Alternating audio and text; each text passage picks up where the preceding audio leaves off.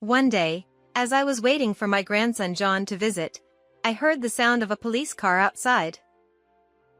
Feeling a sense of unease, my smartphone rang. Nancy! John was in an accident and has been rushed to a hospital in the neighboring town. There was no way I could immediately process the words of my son-in-law, Jason, who had hurriedly hung up the phone. Not knowing what else to do, I quickly called a taxi to head to the hospital where John had been taken. Nancy, I'm glad you made it safely. How's John? He's in the operating room now.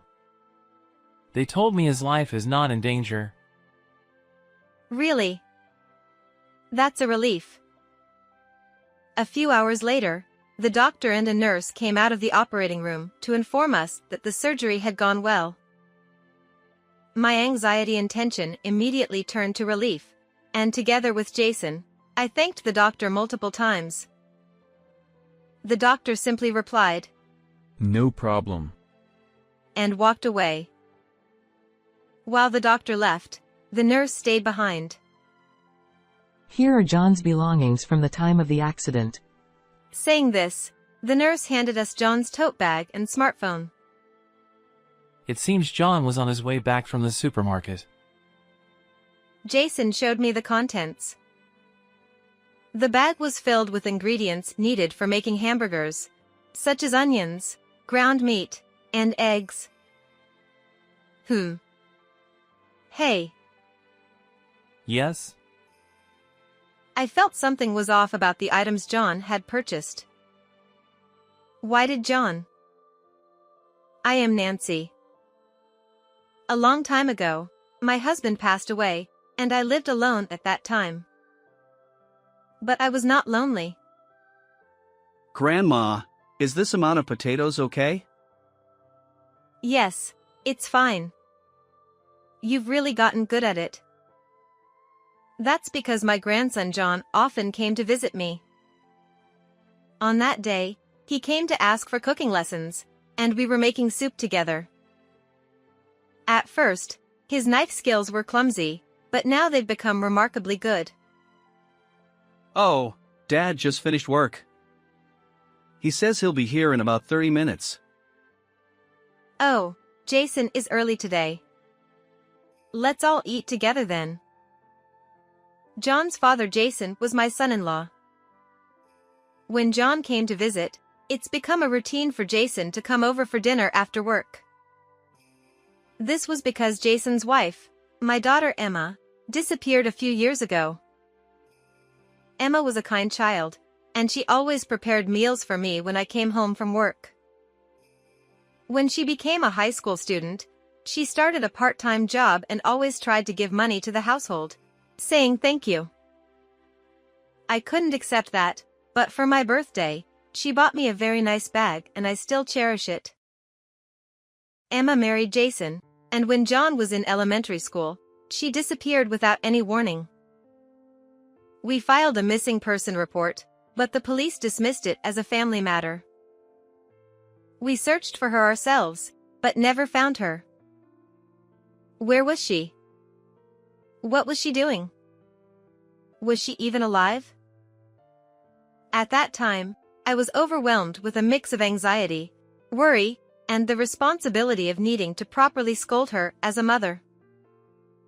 I'm home. Welcome back, Dad. It's already done. Jason came home, and John greeted him happily. The soup, which John had chopped the vegetables for and seasoned, was simmering nicely. Jason took one look and said it looked delicious, patting John on the head. Oh, Dad. Stop that. I'm in high school now. John frowned and pushed his hand away, but he didn't seem entirely displeased. Watching the two of them, I felt a warm smile, but also a bit of guilt. Where could Emma have gone, leaving such treasures behind? Let's eat. Delicious. John had been waiting with an empty stomach, so he couldn't wait for Jason to sit down and started eating first. Seeing him eat so heartily always filled me with a warm feeling. As a growing high schooler, he needed to eat a lot. After Jason sat down, I prayed and began to eat as well. The potatoes were well seasoned, fluffy, and very tasty. To add some color to the table, I also made a salad, though it only had greens since all three of us dislike tomatoes. John, how's school lately? Have you gotten used to high school yet? Yeah. It's normal now. I'm used to commuting, and I have friends, so no problems. Oh, Grandma, let's have Hamburg steak tomorrow. I want Western food. Tomorrow? All right. Don't you want to hang out with your friends? No, studying cooking is more important. John used to visit about once a week, but the visits increased gradually, and he came over almost every day after school at that time. When I asked about club activities, he said he wasn't in any. No matter how many times I asked why, he only said he wanted to study cooking and wouldn't say more. I think he should enjoy his once-in-a-lifetime high school experience more, but this must be John's way of being considerate. Thanks to him, we could eat together as a family and have lively meals, except for one empty seat. One day, John sent a message during the day. I'll come at 5 p.m. to make dinner today. He usually texted in the evening, so I wondered if school ended early today. Maybe he was coming after hanging out with friends, I thought casually. Since I was going to be home all day, it wasn't a problem, so I replied, all right. However, evening came and John didn't show up. Even if he was late, he was usually here by 6 p.m., but it was already past 7 p.m. I worried and tried to call John, but there was no answer. I decided to step outside, and from a distance, I heard police sirens. With a sense of foreboding, I overheard the neighbors talking nearby. A high school student, traffic accident? No way, it couldn't be. The bad feeling grew, sending chills down my spine, and I felt dizzy. At that moment, my cell phone vibrated in my pocket. With trembling hands, I looked at the screen. It was a call from Jason. Hello? Nancy! I just heard that John was in an accident and has been rushed to the hospital in the neighboring town. I'm heading there now. I need you to come too. The address is... Jason hurriedly hung up the phone. My legs gave out, and I sat down on the ground. First my husband passed away, then Emma disappeared, and next was John. I was terrified by the thought of losing everyone around me. I wished it had been me in the accident instead of John. Then, I could have reunited with everyone and lived happily with my family. These thoughts kept flooding my mind, and I was horrified by my own thinking. I realized that my heart was reaching its limit. I couldn't bear to lose another loved one. Gathering all my strength, I stood up, called a taxi, and headed to the hospital Jason mentioned. I shut the door on the dark thoughts that had surfaced earlier and prayed solely for John's safety. The journey to the hospital, which should have taken about 10 minutes, felt like hours to me. I quickly walked from the taxi to the waiting room Jason had mentioned. Opening the door, I saw Jason sitting on a chair, sighing and staring at the floor. When he noticed I had entered, he looked up. Nancy, I'm glad you made it safely. Jason said. Yes, but what about John? I asked. He's in the operating room now. They said his life isn't in danger. Jason explained. Really? That's a relief. I sighed in relief and sat down next to Jason. Looking closely, I noticed his suit was wrinkled, showing that he had hurried over here. I'm sorry for calling you over so suddenly. I couldn't bear the wait alone. Jason said. I understand. I couldn't just stay at home doing nothing either. Don't worry about it, I replied. Thank you. He said. I hope the surgery goes well. It was already dark, and the hallway lights were off. The red and surgery lamp glowed eerily, heightening my anxiety. I don't know how much time had passed, but the red light went off when my hands were chilled. After a few minutes, the door to the operating room opened, and the doctor in charge and a nurse appeared. Jason stood up and rushed over to the doctor. Doctor, how is John?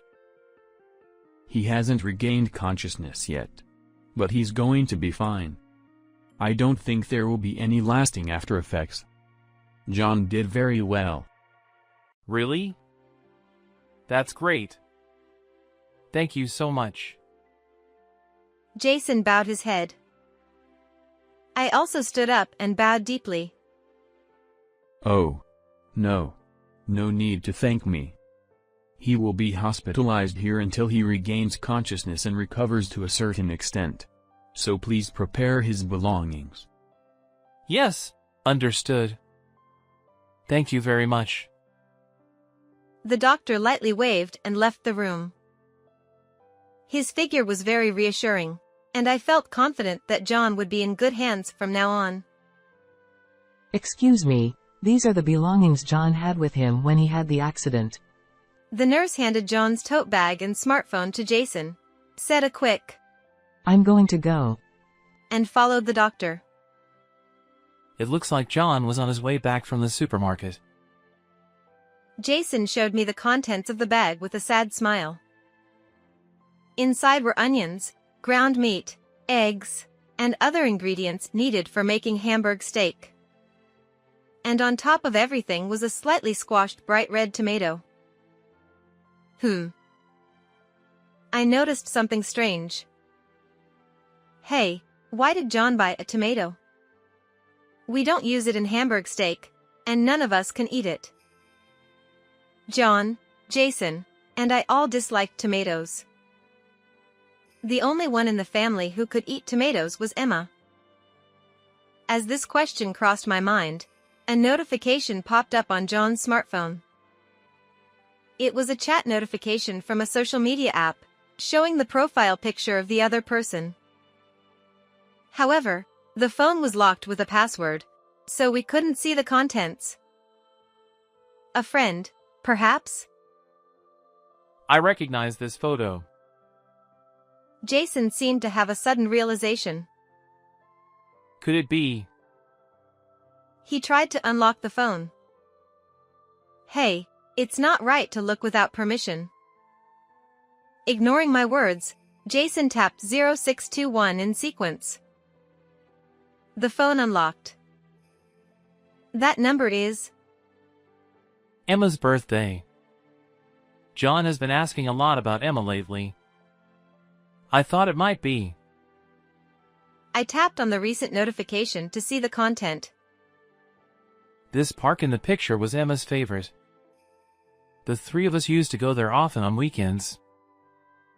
As we scrolled through the chat history, Jason seemed to confirm his suspicion. This person John was chatting with is Emma. No way, it can't be. Jason showed me a decisive conversation. You said you had a son, right? Yes. He's about your age, I think. I'm sorry for hiding it all this time. My name is John. After talking to you so much, I'm sure. You're Emma, my mother, aren't you? John. Is it really you, John? At first, Emma was skeptical, but as she listened to more details, she became convinced. Their conversation grew more and more animated, discussing recent school events, Jason, and me. However, Emma repeatedly insisted that John must not tell us about her. Emma sounded very lively in the conversation, which was reassuring as a parent, but it only deepened the mystery of why she disappeared. This is the latest conversation. Jason operated the screen again and showed me yesterday's and today's conversation. School ends in the morning today, so can I come to your house? Sure, but keep it a secret from everyone. Yay! I'll come over in the early afternoon then. Okay. I'll be waiting.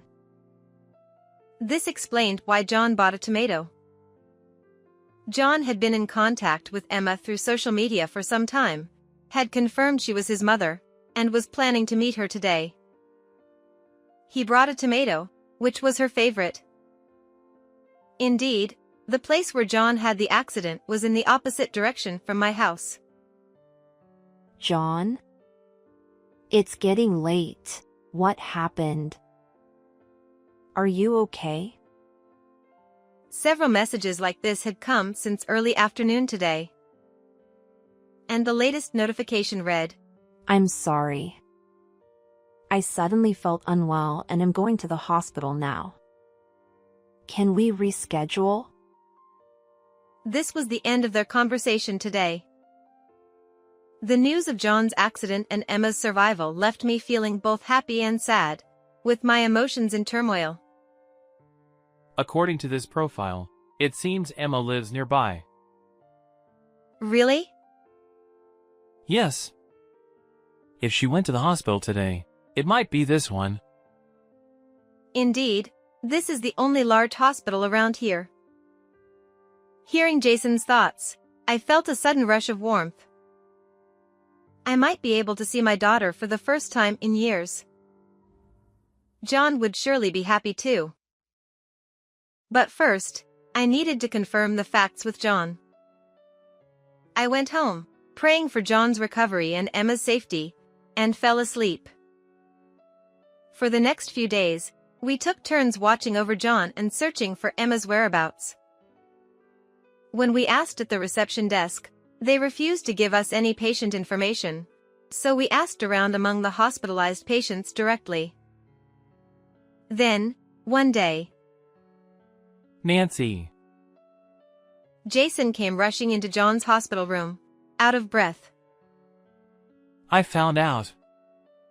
Emma is admitted to room 505 in this hospital.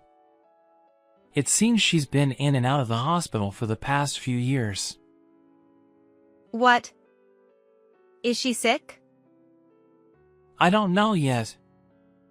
But Jason slowly faced John, who had yet to regain consciousness. He gently held John's limp hand. finally, the day has come. We can see Emma. Right, John? You want to see Mom too, don't you? Thank you for finding her. Jason repeatedly murmured thank you to John and shed tears. Nancy, I'm going to Emma's room now. What about you? Go ahead. I'll stay with John. Thank you. I'll go then. With his nose slightly red, Jason left the room. To be honest, I wanted to see Emma as soon as possible too, but I held back. After all, Jason had been working so hard for my daughter and had endured so much loneliness. As a mother, I was genuinely happy that someone cared so deeply for her. I shouldn't interfere with their reunion. As I was thinking this and tending to the flowers in John's room, I heard a faint voice. Grandma. I couldn't believe it and turned my gaze to the bed. John's eyes were slightly open. Seeing this, I immediately rushed to his side. John. I'm so glad. Wait, I need to call the nurse right away. Dad, where is he? Oh, right. I need to contact Jason too. Where is he? He's at work right now. He had a meeting he couldn't miss. I see. John murmured and smiled. But he'll come as soon as he hears you've woken up. I don't know why I lied about Jason being at work. But I felt I needed to confirm things about Emma with John first. It pained me a little to make John talk right after waking up. Then the doctor and nurse came in to examine him, so I had to leave the room. Shortly after, Jason arrived. Is it true he's awake? Yes, the doctor is with him now. That's great, really great. Looking closely, Jason's face was even redder than before, and his eyes were slightly swollen. How was Emma? Well, I did get to see her, but... But what? Jason hesitated and avoided meeting my eyes. Then, he resigned and murmured. Emma doesn't have much time left. What? No. She's been suffering from a severe illness for about 5 years, and it's a miracle she's still alive. They said the day John had his accident, she was also brought in by emergency services. Jason smiled sadly and painfully. To finally reunite, only to have to say goodbye so soon. How heartbreaking. As soon as we met, Emma scolded me. She said she left because she didn't want to cause any trouble. Emma is a kind child. I took advantage of her kindness. But I should have realized it. I failed as a husband. Don't blame yourself. She did it because she wanted you to be happy. I'm sure of it. Yes, you're right. I shared Jason's feelings of guilt. Emma was so kind and always put others before herself. That's why we needed to pay more attention to her. We should have searched harder, like John did. But it's too late for regrets now. So, I decided to make the remaining time meaningful for Emma and John. With this resolve, I clenched my fists tightly. A few days later, John had completely regained consciousness and was now focused on rehabilitation. Hospitals are so boring. I'm already feeling better, and I want to go back to school soon. He said these carefree words. I thought it was about time to bring it up and started to talk about Emma. By the way, John, where were you heading that day? It was in the opposite direction of my house. Oh, that. I was going to the supermarket in the next town.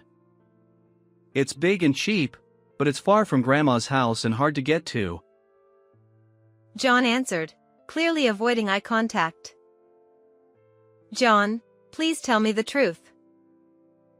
The truth? What are you talking about, Grandma? I'm sorry, John, but we know everything. You were going to see Emma that day, weren't you? John's shoulders twitched, and he looked at me wide-eyed in surprise. How did you know? Did you go through my phone without permission? He glared at me as if to say, How dare you? I was a bit taken aback since I had never seen him look at me that way, but I couldn't back down now. I'm sorry about that. A notification came while you were asleep, and so... That doesn't mean you can just... No, it's not your fault, Grandma. I'm sorry for raising my voice. John slumped his shoulders and looked out the window. When I was in middle school, Dad was often tormented at night, calling out Emma, Emma. So I thought I had to do something and started searching. John began to speak in a halting manner. I didn't think I would find anything. Honestly, It was a miracle that I found Mom's account. After seeing her usual posts and chatting, I was convinced. Why were you convinced? Mom has a scar on her wrist, right? Yes, she got burned with a frying pan when she was young, and the scar never went away even as an adult. When Emma was in middle school, she greeted me with bandages on her wrist after I came home from work, which shocked me. I rushed her to a dermatologist who prescribed an ointment, but it resulted in a permanent scar. She laughed it off, saying it was nothing to worry about, but it left a huge sense of guilt in my heart. There was a photo of a drink posted on her account, and the scar was visible. Plus, her hobbies and her love for tomatoes.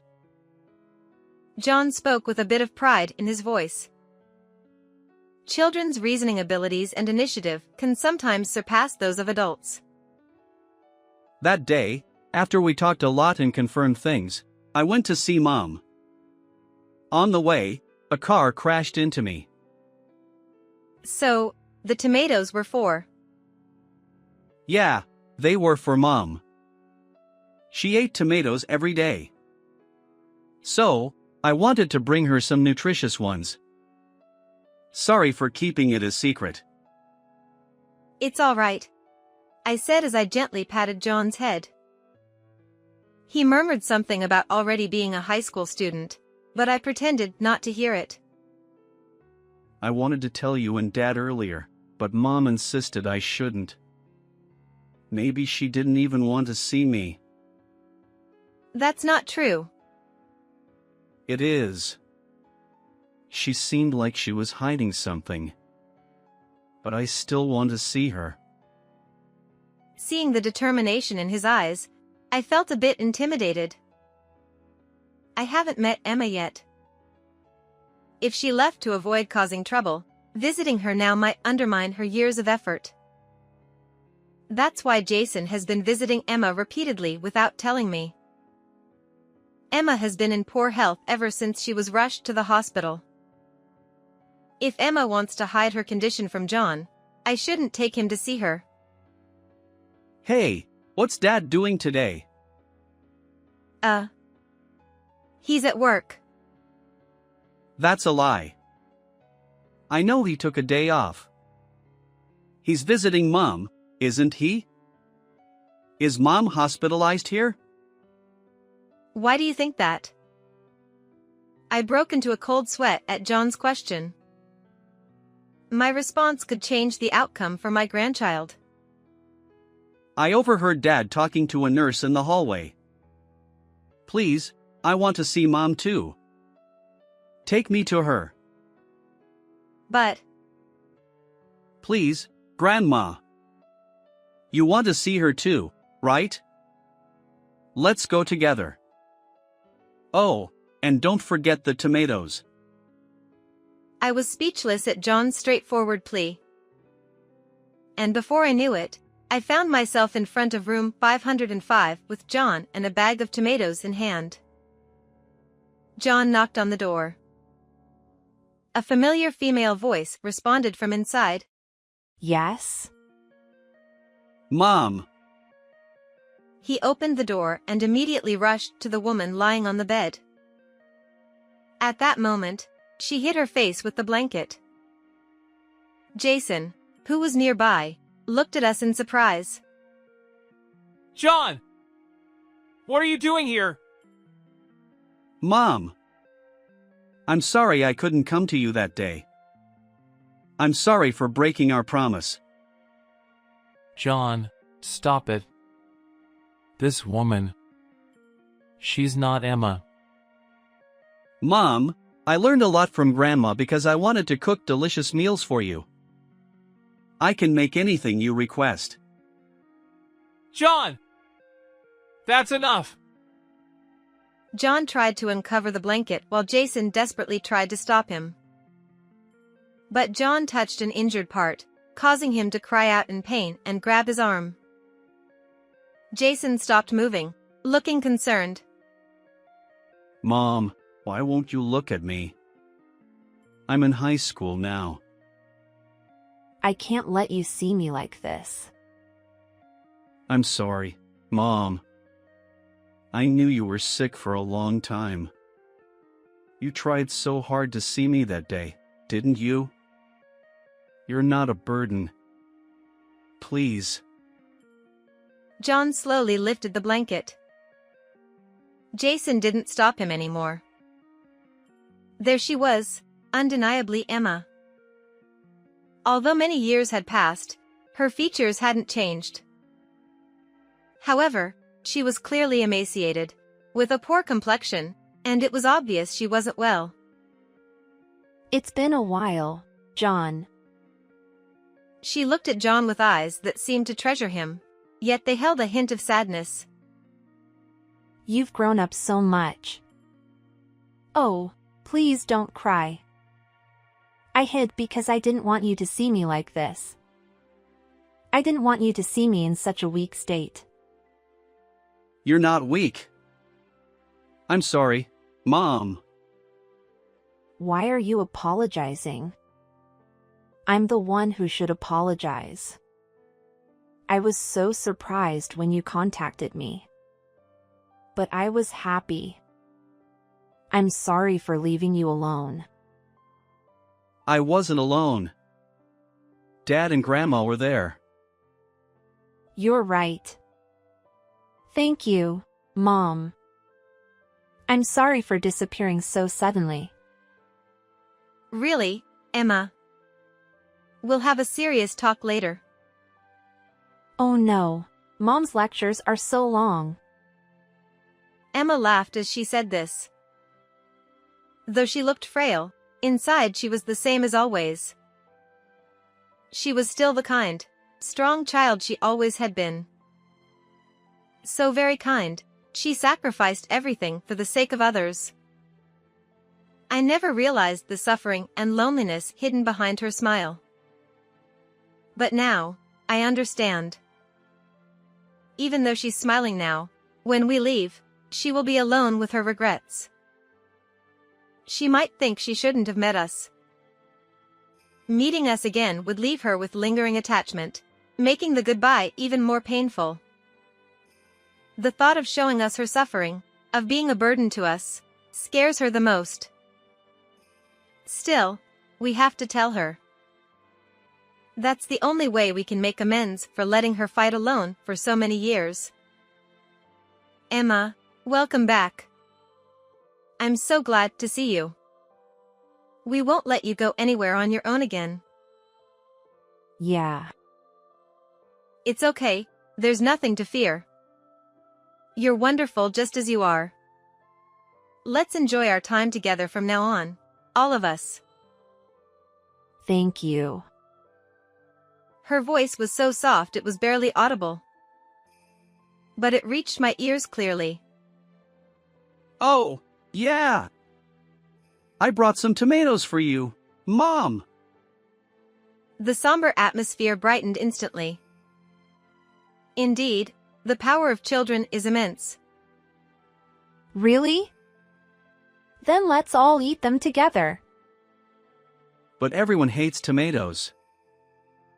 Hey now, no one should have food dislikes. We're all going to overcome that right here. With Emma's encouragement, we all ate tomatoes together.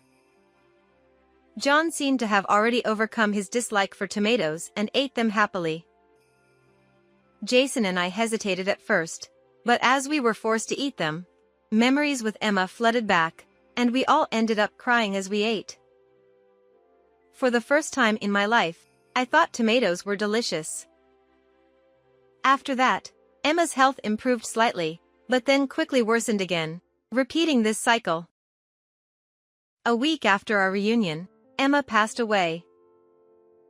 Until she lost consciousness, she talked a lot to make up for the time we had been apart. And until the very end, we were all together as a family. Afterward, John was discharged from the hospital and attended the funeral, able to walk normally. Following Emma's wishes, we held a family funeral, as she felt uncomfortable with large crowds. We prepared a lot of tomatoes as offerings. We explained Emma's entire story to Jason's parents and deeply apologized. They were very kind and reassured us, saying it was okay.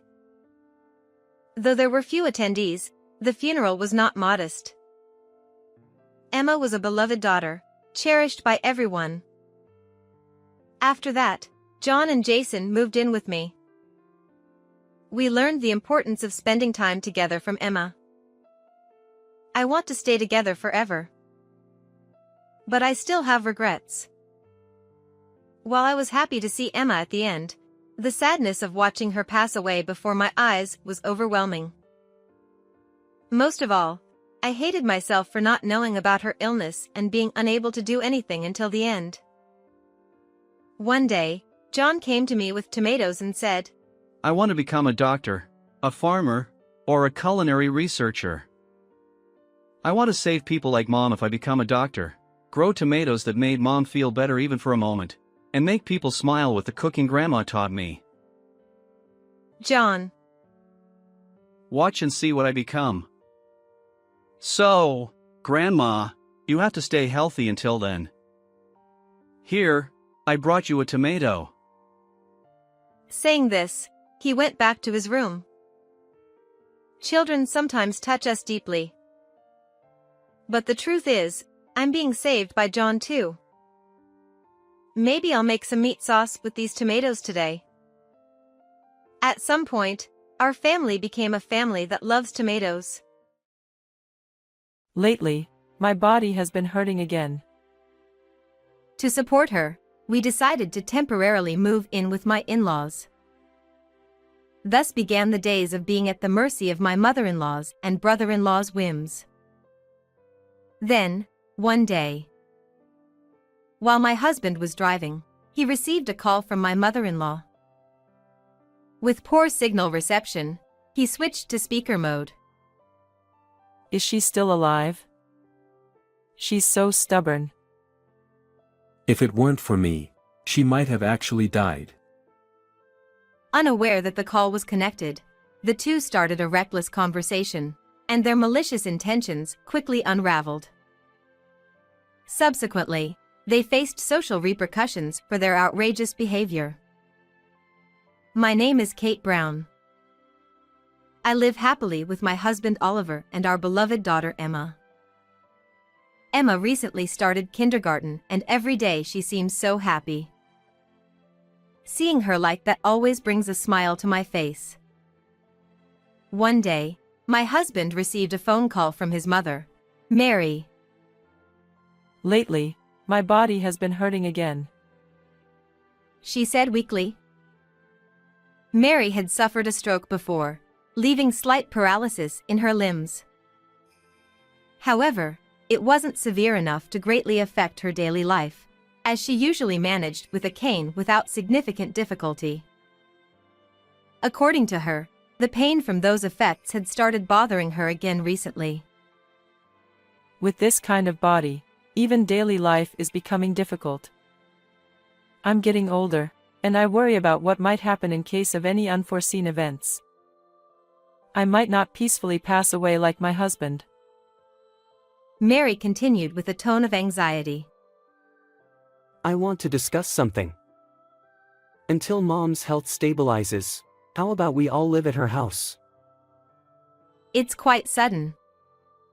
By the way, what about your brother? As far as I remember, my husband's brother, William, lives with her. However, she said William was currently busy with job hunting, and she feels uneasy relying solely on him. I was hesitant. To be honest, I've never been fond of my mother-in-law. She tends to be critical and has even bullied me at times. I'm not the only one who finds her difficult to get along with. Even my husband hasn't had the best relationship with his mother, Mary. Mary has always doted on her eldest son, William, treating my husband, the younger son, as if he were just an afterthought. When I brought this up, my husband responded with a pained expression. That's true, but he's still my son. I see. That's typical of Oliver, who is responsible and earnest. I decided to respect my husband's wishes and agreed to live with my in-law. Moving homes is quite a significant event. Fortunately, our home and my in-laws' place aren't too far apart. This means there's no need for our daughter to change kindergartens. Moreover, our daughter seemed quite enthusiastic about the idea. With that in mind, I resolved to endure until my mother-in-law's health improves. Thus, we began our life at my in-laws' house, but the burden on me turned out to be much greater than expected. First of all, their house is quite old and spacious, making household chores a real challenge. Cleaning takes much more time than usual. Additionally, the amount of cooking and laundry has nearly doubled. I had initially thought I would be providing support for my mother-in-law, but in reality, I ended up doing almost all of the household chores. While I worked diligently, my mother-in-law seemed to enjoy her time differently. Emma, the sun's out. How about we go shopping together? I want to ride the swings. She would cheerfully take Emma out to play. And then, you know, William's painting won first prize. Oh, really? Hey! Are you even listening? The amazing part is coming up. She continued endlessly with trivial stories about my brother-in-law's past achievements, while we ate tea and snacks. To be honest, I was extremely annoyed. She seemed perfectly fine. Where was this poor health she claimed? I gave my mother-in-law a suspicious glance. Suddenly, she started coughing as if startled. Was I just imagining her strange behavior? Well, I'll leave my complaints about my mother-in-law at that for now. Next, let's talk about my brother-in-law. He was quite a troublesome person too. Contrary to what I had heard, William was essentially a single, unemployed parasite living off his parent. His thoughts and actions were remarkably immature for a man in his 40s. Kate, I'm hungry. Is my lunch ready yet? Kate, why didn't you wake me up? There was a TV show I wanted to watch. I was burdened with taking care of him. Even Emma was willing to help with household chores.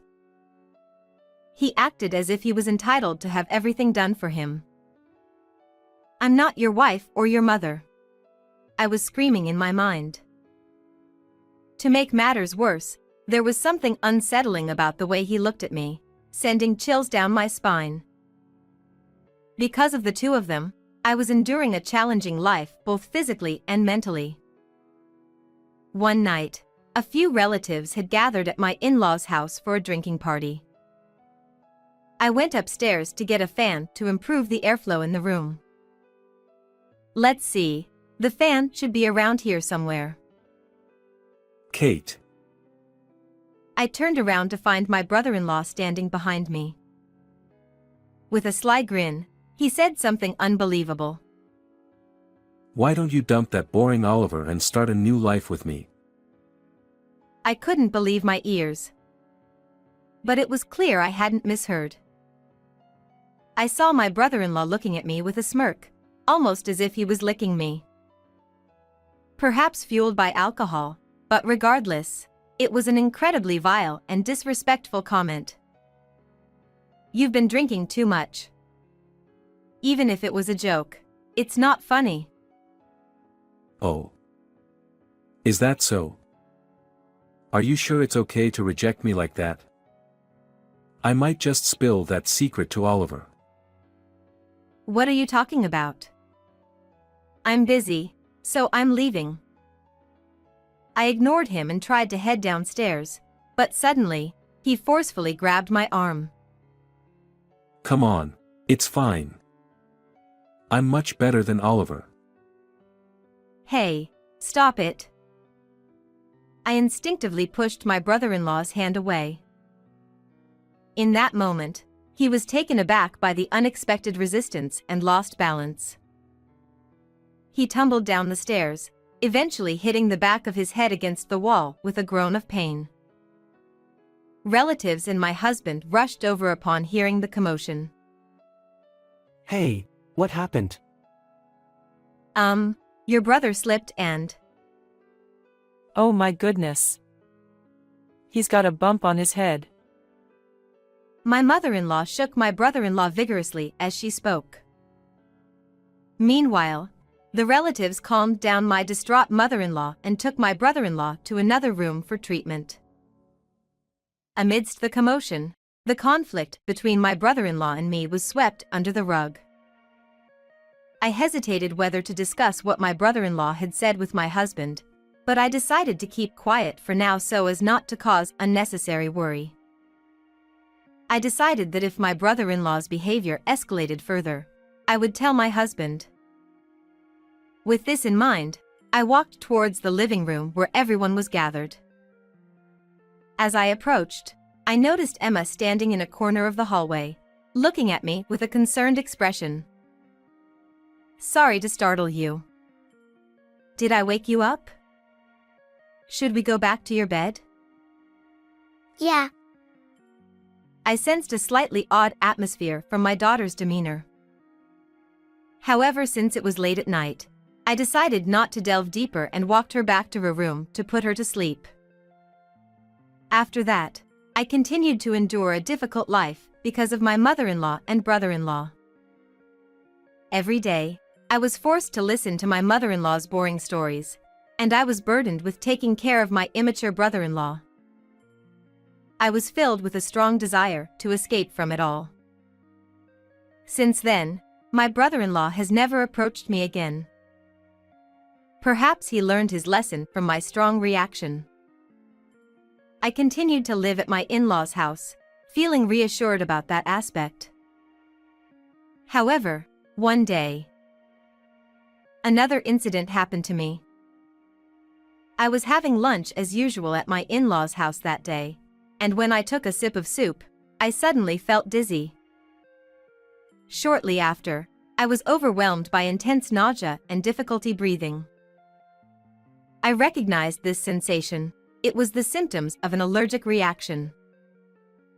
I have a severe peanut allergy, and even consuming a single peanut can cause me to have difficulty breathing. Luckily, my brother-in-law was at home, so we were able to call an ambulance immediately. Seeing me in distress, my brother-in-law hastily took out his smartphone, but his fingers seemed unsure and fumbling. It appeared he was panicking too much to remember the emergency number. I urgently told him 999, and he finally started pressing the buttons on his phone. Despite some hesitation, I was transported to the hospital by the ambulance my brother-in-law called, ultimately saving my life.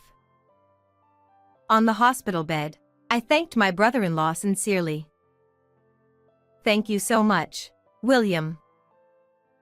Yeah, really, thank you. You're a lifesaver.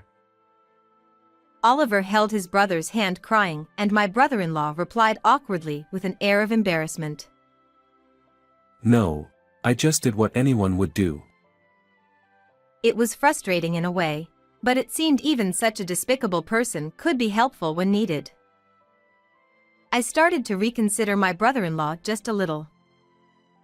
However, alongside my gratitude, I also felt unsettled about him.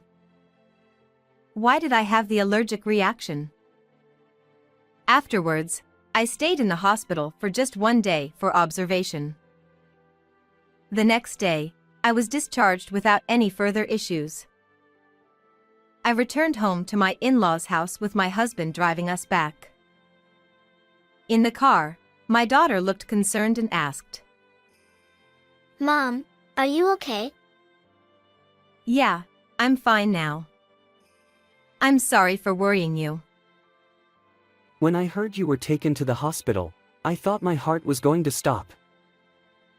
I thought I was careful with the food ingredients, though, I said, tilting my head slightly. At that moment, my husband's phone rang. It's from my mom. Since he was driving, he quickly switched to the speakerphone. However, due to poor reception, we struggled to make out her words on the other end. Hello? Oh, that's strange. A few seconds later, the connection stabilized, but it seemed she hadn't noticed. She spoke to my brother-in-law with a frustrated voice. Looks like he hung up. He can't even answer a phone. Oliver is completely useless. Their conversation made us turn pale. But anyway, is she still alive? She's so stubborn. Mom, you shouldn't say things like that.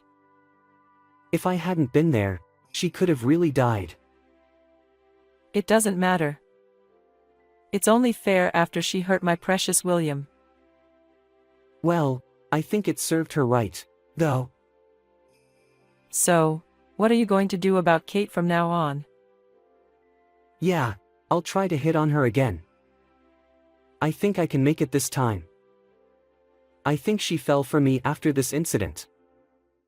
See, I'm her lifesaver, right? They continued their dangerous conversation without realizing they were being heard. On the other hand, my husband and I stared at each other in disbelief.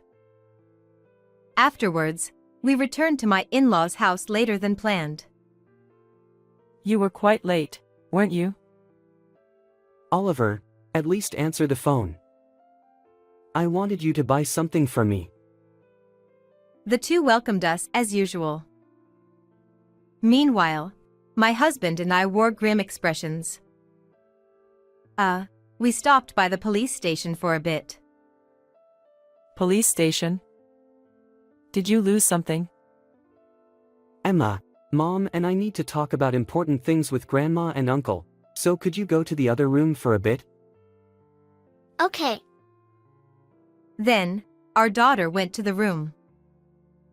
I held out my husband's phone towards the two who were bewildered. And then I played the recording of their conversation. Actually, at that moment, I had instinctively set my husband's phone to record mode. Instantly, both of them became flustered. What? Why do you have it? I continued glaring at the two who looked embarrassed. How do you explain this? Well, you see. It was just a joke. It was meant to tease you a little bit, for rejecting William. Mom, seriously. Don't bring that up. Brother-in-law panicked at the words his mother let slip, but it was already too late. Ha! You rejected my brother? What are you talking about? As I explained the situation to my husband, his gentle expression transformed into something fierce. He then questioned his mother and brother relentlessly. Faced with Oliver's intensity, the two of them eventually confessed everything. It turns out that my mother-in-law was trying to set me up with Mr. William. Moreover, my brother-in-law seemed enthusiastic about this plan. So, my mother-in-law lied about her health and called me over to the in-laws' home. Trying to make the younger brother's wife into the elder brother's fiancée seemed utterly insane, but when I heard the reason behind it, it sent chills down my spine even more. The reason was that she pitted William for being unmarried despite being the elder brother. It's a level of awfulness that makes it hard to believe they're even the same kind of human beings anymore. And so, as expected, the selfish plan of those two didn't succeed, and my brother-in-law clumsily fell down the stairs. It made me shudder as I recalled that time. At the same time, a certain phrase my brother-in-law had said keeps bothering me. What secret of mine were you using as blackmail? My brother-in-law reluctantly answered, glancing briefly at my husband. It's about that. About $50,000 you've hidden. It seems he was also after my personal assets. However, he couldn't have been more wrong. They apparently misunderstood that I was secretly making money in stocks or foreign exchange behind my husband's back. However, this money was earned from writing activities that have been my hobby since long ago. In other words, it's savings approved by my husband, not hidden assets or anything like that. That money is important savings that you earned on your own. So use it whenever you feel you need to. He had given his approval a long time ago. It seems my brother-in-law happened to see the passbook when he visited our home before. He then told my mother-in-law about it. Why not just make her your wife? Absolutely terrifying story. Anyway, their scheme came crashing down pretty quickly. It seems my mother-in-law, feeling resentful after I rejected my brother-in-law's advances and even caused him injury, had entered revenge mode. So, she collaborated with my brother-in-law to mix peanut powder into my lunch. Perhaps she planned to deal with the $50,000 later. However, my brother-in-law became frightened when he saw me suffering more than expected and hastily called an ambulance. By the way, apparently my mother-in-law had been trying to get the PIN for the passbook from Emma for a long time. Of course, there's no way our daughter would know the number, so her efforts were in vain. Mommy is doing bad things to earn money. Grandma will take care of it. Oh, but keep it a secret from Mommy. If you tell her, she might get caught by the police. My mother-in-law was feeding our daughter nonsense like. The mystery of my daughter's strange behavior towards me that day finally makes sense now. Scaring your own granddaughter like that, what were you thinking? And trying to steal your own brother's wife? Aren't you ashamed? I always thought you were foolish, but this... Oliver's fists trembled with anger and disbelief. Upon being wounded in his pride, my brother-in-law retorted angrily. Hey, you're pretty cheeky. I'm way better looking than you, and if I'd met Kate first, she would have married me for sure. My husband's anger flared up even more at his brother's words. However, there was someone else even more furious than my husband. Yes, it was me. Enough. Oliver is a decent human being unlike you. Even if the world turned upside down, I'd never marry a delusional guy like you. You narcissistic middle-aged man. Get a life. I realized I was unleashing a torrent of insults. Overwhelmed by my fierce tone and harsh words, my brother-in-law visibly shrank back. Then, I cleared my throat and calmly addressed both of them. I find your actions completely unacceptable. I almost died because of this, and I will file a criminal complaint for assault, so you better be prepared to pay damages. We consulted with the police station earlier. They advised us to discuss it within the family first, but I don't even feel like talking about it with you anymore. I can't believe you'd sue us. Pressured by us, the two of them turned pale and knelt down. They started pleading in trembling voices, desperately trying to convince us to withdraw the lawsuit. Wait. We didn't think it would get so serious. Yeah. It was just a spur-of-the-moment thing. Please forgive us. We're family, right? Upon hearing their pleas, my husband and I exchanged looks and discussed quietly. At that moment, Emma walked into the room. Perhaps she was curious about the commotion. Immediately, my mother-in-law talked to her with a fixed smile. Emma, sweetheart. We're a bit busy right now, so why don't you go back to your room? In that instant, I stopped my daughter. Did you tell Grandma Mommy has a peanut allergy? Yeah. She asked me to tell her about mommy, so I told her even one peanut stop her breathe and kill her. I gently stroked my daughter's head and then turned to give a cold stare at the two of them. There's no room for sympathy here. Get punished socially. With that, the two of them were left stunned and collapsed right there in dismay. Afterwards, we hired a lawyer and formally sued my mother-in-law and brother-in-law for assault. Due to it being a family dispute, they didn't end up in jail, but they were required to pay around $15,000 in total for my medical expenses, compensation, and other costs. Of course, since both of them were living indulgent lifestyles without any savings to cover it, they ended up selling their family home to raise the money and reluctantly using it to make the payments. And so, with their house lost, here they were. Well, with 5 of us now, that house would be a bit cramped.